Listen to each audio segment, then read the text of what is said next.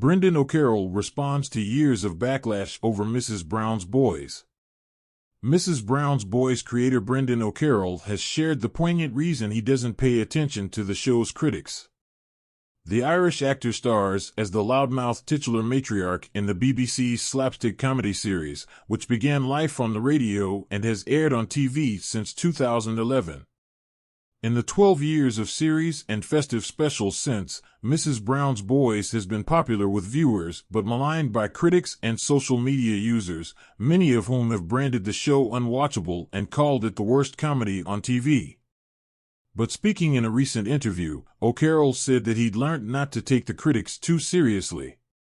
"First of all, I'm well aware that comedy is very subjective," he told the BBC, via the Radio Times. "What some people like, other people just detest. So I don't take it too serious."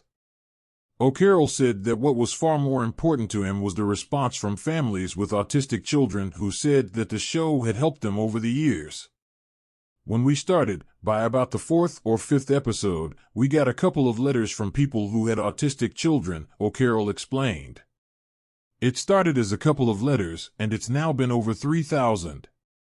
And they said that their kids watched Mrs. Brown and they heard them laugh in context for the very first time.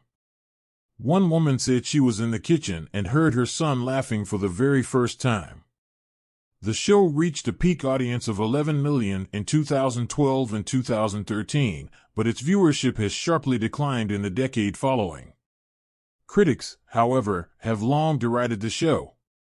In his review of the 2022 Christmas special, which was watched by a comparatively small audience of 3.81 million, The Independent's Sean O'Grady described the show as being still worse than Cranberry Sauce and Whamageddon.